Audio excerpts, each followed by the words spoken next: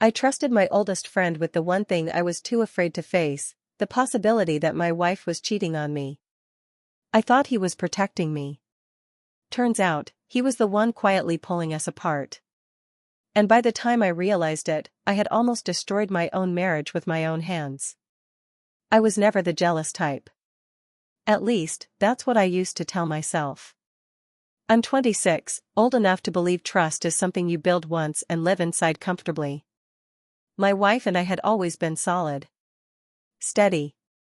The kind of couple that didn't need to prove anything to anyone. She's 42, composed, confident, the kind of woman who walks into a room and doesn't demand attention but somehow gathers it anyway. I used to love watching people notice her. It made me proud.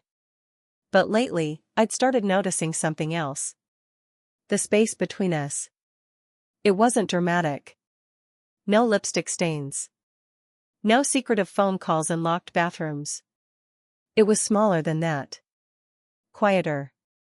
She began going to bed later than me. At first, she said she had work emails to finish. That made sense, she's always been driven. But when I'd wake up at 2 in the morning and reach across the mattress, my hand would land on cool, untouched sheets.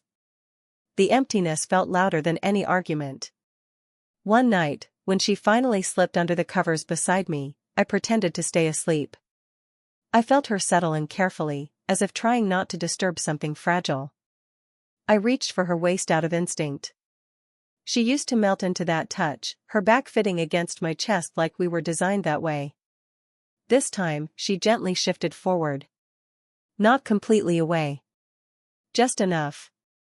Enough to make me stare at the ceiling until sunrise. Then there were the small sensory details I couldn't ignore. A faint scent on her scarf one evening, not cologne exactly, but something unfamiliar. Sharper than what I use. When I asked about her day, her answers felt edited. Clean. Efficient. Like she was summarizing instead of sharing. The worst part wasn't suspicion. It was what it did to me. I started studying her. The way she smiled at her phone. The way her fingers lingered on the screen before locking it. I hated myself for noticing. She would look up and catch me staring sometimes, her eyes soft but questioning. "Everything okay?" she'd ask. And I'd smile. "Yeah. Just tired." The lie tasted bitter. She reached for my hand one evening while we were washing dishes. Warm fingers. Familiar. Steady. For a second, I felt ridiculous. Paranoid. I squeezed back, trying to hold on to the reassurance of her touch. But doubt is a quiet poison. It doesn't shout. It whispers. And the whisper wouldn't let me sleep. That's when I made the mistake. I called him. My oldest friend. We've known each other since we were kids, scraped knees, late night talks about the future, standing beside me at my wedding like a brother. If there was anyone I trusted without hesitation, it was him. I told him I felt crazy. That something felt off. That I didn't want to accuse her without proof. There was a pause on the other end of the line. Longer than I expected. Then he said, calmly, "If you want, I can keep an eye out. Just so you know the truth." The relief I felt in that moment should have warned me. Instead, I thanked him. I told myself I was protecting my marriage. I didn't realize I was inviting something into it that didn't belong. The moment he agreed to help, I should have felt better. Instead, the waiting started. And waiting is its own kind of torture. He didn't hesitate when I asked him to keep an eye on her. That should have stood out to me. We're adults. We have jobs, responsibilities. But he just said, "Yeah, of course. I've got your back." His voice was steady.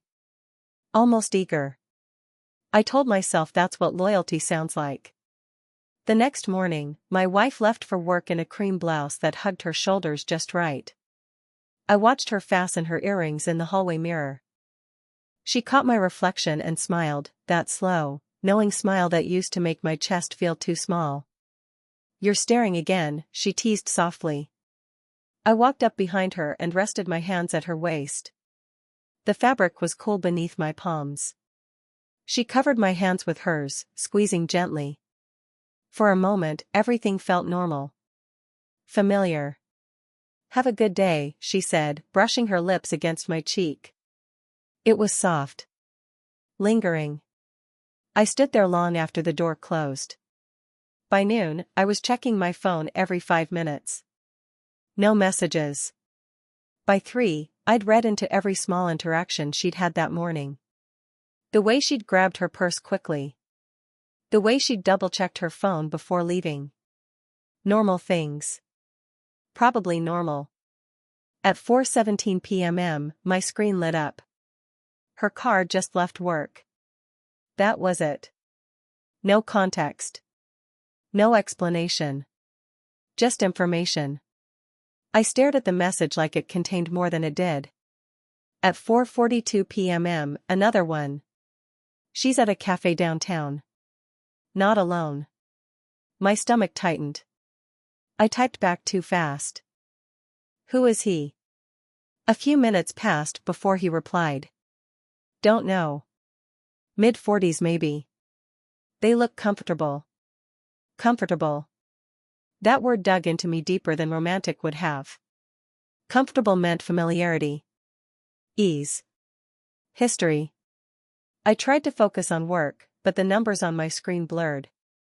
My mind filled in gaps I had no evidence for, her laughing at something the man said, leaning forward, brushing hair behind her ear the way she does when she's engaged in a conversation. I hated myself for imagining it. When she came home that evening, she looked radiant. Not suspicious. Not guilty. Just beautiful. There was a lightness in her step. "How was your day?" I asked, trying to keep my tone even. "Busy," she said, setting her bag down. "Stopped for coffee after. Needed the break." My chest tightened. She didn't mention anyone else. She walked over to me and placed her hands on my arms, rubbing gently like she could feel my tension without knowing its cause. "You okay?" she asked. Her eyes searched mine. Not defensively. Just concerned. I wanted to tell her everything right then. That I was scared. That I didn't know how to ask the questions forming in my head. Instead, I nodded. "Yeah. Just tired." That night, she curled into me on the couch while we watched something neither of us were paying attention to. Her head rested against my shoulder. I could feel the warmth of her through my shirt. Her fingers traced slow circles on my forearm absent-mindedly. This is what cheating wives don't do, I told myself. But then my phone buzzed again. They laughed a lot. He touched her hand once. I didn't open the message fully. I didn't have to. Her fingers were still drawing soft patterns against my skin while doubt tightened around my ribs. She looked up at me and smiled. And I wondered which version of reality was true. The one in my arms. Or the one being described through a screen. I remember the exact time because I'd been staring at the clock on the microwave, waiting for nothing in particular, just counting seconds like they meant something. My phone buzzed in my hand. "I think you need to see this." There it was. A blurry image taken from a distance. My wife sitting at a small outdoor cafe table. Across from her, a man I didn't recognize. Mid-40s, maybe. Dark jacket. Leaning forward. She was smiling. Not polite smiling. Not the tight, social kind. It was soft. Open. My chest went strangely hollow. I zoomed in until the pixels broke apart. Her hair was tucked behind one ear. The way she does when she's really listening. Her hand rested on the table between them. In the next frame, because there were two, his fingers were brushing over hers. Or maybe reaching for a napkin. It was hard to tell. My hands trembled slightly. Not violently. Just enough that I had to steady the phone against my thigh. I expected rage. I expected shouting, something loud and cinematic. Instead, there was silence. A quiet, spreading numbness. I stared at that image for so long my eyes started to ache. I searched it for something undeniable, an intimate lean, a secret glance, guilt. But the distance of the camera left everything open to interpretation. My friend's next message came quickly. That's not friendly. I'm sorry, man. Sorry. The word felt final. Like a verdict. When she walked into the living room later that night, she looked relaxed. Comfortable in her own skin. She changed into one of my oversized sweatshirts, the navy one she likes because the sleeves fall past her wrists. You're quiet tonight, she said gently, sitting beside me. I swallowed. My throat felt tight. Who did you have coffee with today? The question hung between us. She blinked, surprised but not defensive. A colleague. Why? I turned my phone toward her without saying anything. She leaned closer. I could feel the warmth of her shoulder against mine. Her perfume, subtle, familiar, wrapped around me as she studied the screen. Her brow furrowed. You took this. No, I said. But it was taken. A pause. Then she looked at me, not angry. Hurt.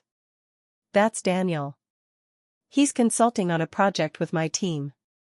And a hand? I asked quietly. She glanced back at the image and let out a small breath. He was passing me his business card. That's what you're seeing. I searched her face for cracks. For hesitation. All I saw was confusion, and something softer. Disappointment.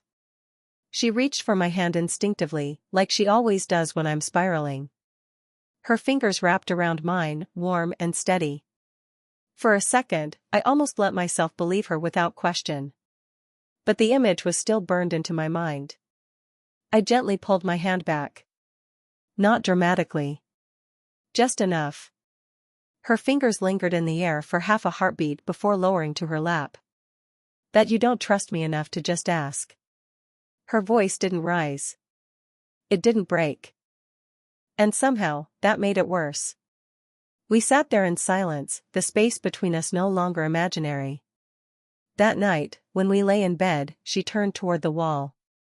I stared at the faint glow of my phone on the nightstand. Proof.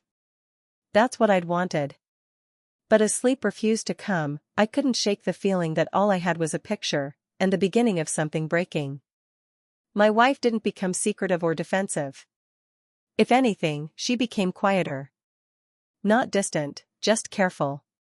Like she was choosing her words with more intention. Like she didn't want to accidentally step on glass she couldn't see. That should have reassured me. Instead, my friend filled the silence. He started texting more frequently. Updates I hadn't asked for. She left 10 minutes ago.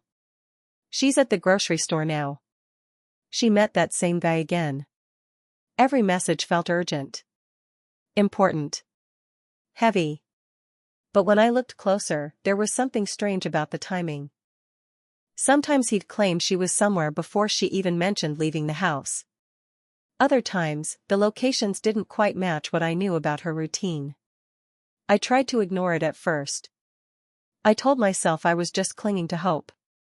One night, he called instead of texting. His voice was low. Serious. I saw them again. It's not just coffee, man. They're comfortable. Too comfortable. I leaned against the kitchen counter, staring at the dim light above the stove. What does that even mean? A pause. You know what it means. But I didn't. Not really. When I asked for specifics, what they said, what they did, his answers were vague. Body language, he'd say. You can tell. You can tell. The more he talked, the more it felt like he wanted me to see something. Not show me, steer me. Meanwhile, at home, my wife kept trying. She'd brush her fingers along my back when she passed me in the hallway. Sit a little closer than usual on the couch. Rest her hand on my knee while we talked about our days. One evening, she made my favorite dinner without mentioning it. When she set the plate down in front of me, she lingered there, her hand gently squeezing my shoulder. "I miss you," she said softly. The words hit harder than any photo. That night, while she showered, I opened the image my friend had sent again. This time, I noticed something I hadn't before: the timestamp. It didn't line up with when she'd told me she stopped for coffee. My chest tightened. I scrolled back through our messages. Compared times. Compared details. Another inconsistency. I called him immediately. He answered on the second ring. "Yeah. The picture," I said carefully. "What time did you take it?" A beat of silence. "Too long." "Late afternoon," he replied. "Why?" "It says 7:52 p.m. More silence. "Must be my phone's clock," he said quickly. "You're really going to nitpick this?" Nitpick. That word didn't sit right. A memory surfaced, years ago, in college, when he'd joked once that I was lucky to have her. That older women like her don't usually stay with guys like me forever. I'd laughed it off then. Now, it echoed differently. The next day, I decided not to tell him when she left the house. I said nothing. Gave him no updates. 2 hours later, my phone buzzed. "She's out again." Same guy. But she wasn't. She was sitting across from me at the time, barefoot on the couch, her legs tucked under her. She was reading something on her tablet, her brow slightly furrowed in concentration. I felt the blood drain from my face. I looked at her, really looked at her, the soft curve of her shoulder, the faint lines near her eyes that deepened when she smiled, the quiet steadiness of her presence. Then I looked at my phone again. That's when it hit me. The betrayal wasn't across a cafe table. It was coming from somewhere much closer. I didn't argue through the phone. I didn't demand explanations over messages that could be twisted or deleted. I drove to his place. The whole way there, my hands felt numb on the steering wheel. Not shaking. Just cold. Like my body had gone into survival mode before my heart caught up. He opened the door with the same familiar grin he'd worn for years, the one that used to mean safety. Brotherhood. It faltered when he saw my face. "We need to talk," I said. He stepped aside, letting me in. The apartment smelled like coffee and laundry detergent. Normal. Ordinary. I hated that it felt so normal. "What's going on?" he asked, leaning casually against the kitchen counter. I pulled out my phone and held it up. "You told me she was out tonight." "She was," he replied too quickly. "She's at home." His jaw tightened. "Just slightly. I've been with her all evening." Silence spread between us, thick and suffocating. He looked away first. "That's not the point," he muttered. "It's exactly the point." He ran a hand through his hair, exhaling sharply. "You think I'd lie to you?" I stepped closer. Not aggressively. Just enough that he couldn't avoid eye contact anymore. "I think you already have." For a second, I saw something crack in his expression. Not guilt exactly. Something more complicated. "You don't get it," he said, his voice dropping. "I was trying to help you. By making things up." I didn't make everything up. There it was. The half-truth. My chest tightened. "So what is this? You want me to believe you just misread situations?" He laughed, but there was no humor in it. "You're 26. She's in her 40s. You don't think that matters?" The words hit harder than I expected. "What does that have to do with anything?" "It means she's going to want more. Eventually. Stability. Someone who matches her." "I am her husband," I said quietly. His jaw clenched. "For now." The room went still. And suddenly, I understood. "This isn't about protecting me," I said slowly. "You have feelings for her." He didn't answer. He didn't need to. The silence confirmed everything. How long? I asked. He rubbed the back of his neck, avoiding my eyes. Since before you got married. The air felt thin. You stood next to me at my wedding. I thought it would pass. And when it didn't. My voice stayed calm, but it cost me everything to keep it that way. I saw how close you two were. How much she trusted you. He trailed off, swallowing. I thought if you started doubting her, maybe things would fall apart on their own. Not an affair. Not a secret relationship. Just a quiet campaign of doubt. I felt anger rise, hot and sharp, but underneath it was something heavier. Grief. Not just for what he'd done, but for the friendship I'd just lost. You didn't try to win her, I said. You tried to break her. He flinched. I stepped back, putting physical space between us for the first time in my life. You didn't just betray me, I continued. You tried to destroy my marriage. He opened his mouth, maybe to apologize, maybe to justify it again. I didn't wait to hear it. As I walked toward the door, he said my name, the same way he had 1,000 times before. This time I didn't turn around. Some betrayals don't need shouting. They just need distance. The drive home felt longer than it should have. Every red light gave me too much time to think. Not about my friend, he was already fading into something distant and broken, but about her. About what I'd done. When I walked through the front door, she was sitting on the couch with a blanket over her legs, reading. The lamp beside her cast a soft golden light across her face. She looked up immediately, like she'd been waiting. There you are, she said gently. 3 simple words. No suspicion. No edge. I stood there for a second, just looking at her. The familiar slope of her shoulders. The calm steadiness in her eyes. This woman had built a life with me. Chosen me. Every day. And I had doubted her. We need to talk, I said, my voice quieter than I intended.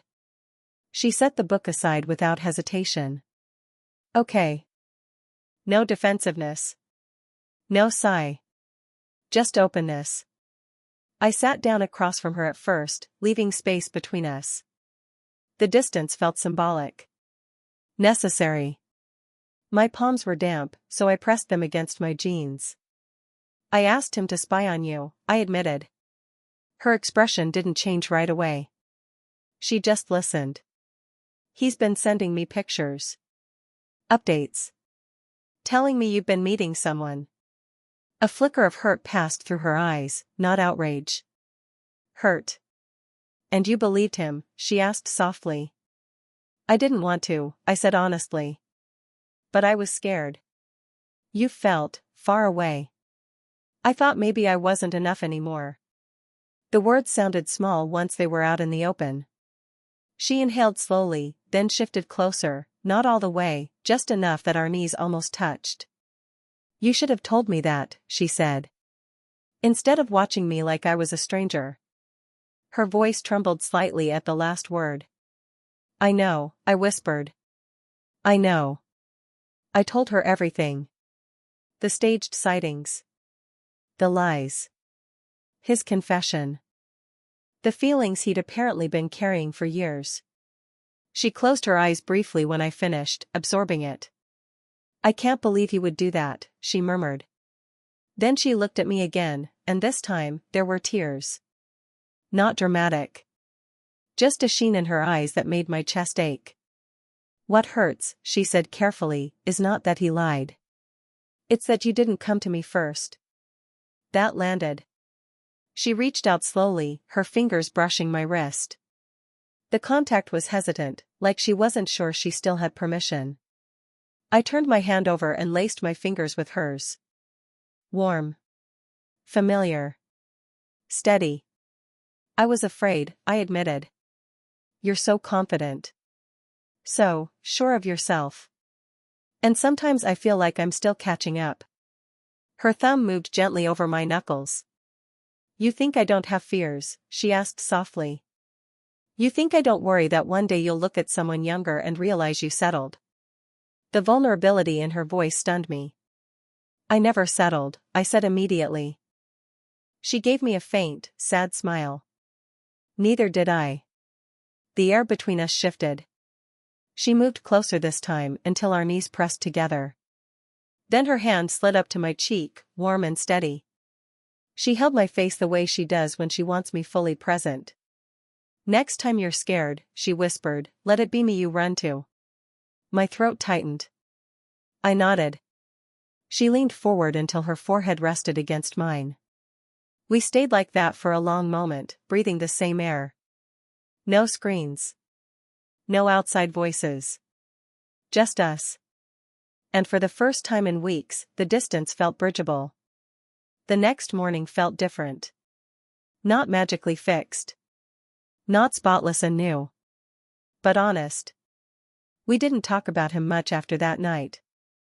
There wasn't anything left to dissect. I sent one final message, short, firm, final, telling him not to contact either of us again. Then I blocked his number. It hurt more than I expected. Losing a friend you've had since childhood feels like tearing out a chapter of your own history. But when I looked at my wife across the breakfast table, sunlight catching the faint lines at the corners of her eyes as she smiled softly at me, I knew which loss mattered more. Trust isn't loud. It's quiet choices. She walked over to me while I was rinsing dishes and slid her arms around my waist from behind. The gesture was simple, familiar. Her cheek pressed lightly between my shoulder blades. I could feel her breathing slow and steady against me. I'm glad you told me, she murmured. I turned in her arms and pulled her closer. Not out of fear this time. Not out of desperation. Just because I wanted to. Her hands rested on my chest, fingers spreading slightly like she was reminding herself I was real. I brushed a loose strand of hair away from her face, letting my knuckles graze her temple. She closed her eyes at the touch. There was no tension in it anymore. That evening, we took a walk, something we hadn't done in weeks. The air was cool, carrying the scent of rain on pavement. She slipped her hand into mine without hesitation. Our fingers intertwined naturally, like muscle memory. I hate that you felt like you had to compete with my past, she said quietly as we walked. I wasn't competing, I replied. I was comparing. She squeezed my hand gently. There's no comparison. I glanced at her. I know that now. We stopped at a corner where the streetlights cast everything in warm gold. She stepped closer, her free hand resting lightly at my waist. There was no audience. No suspicion. Just the soft hum of evening traffic in the distance. You're my choice, she said. Not dramatic. Not theatrical. Certain.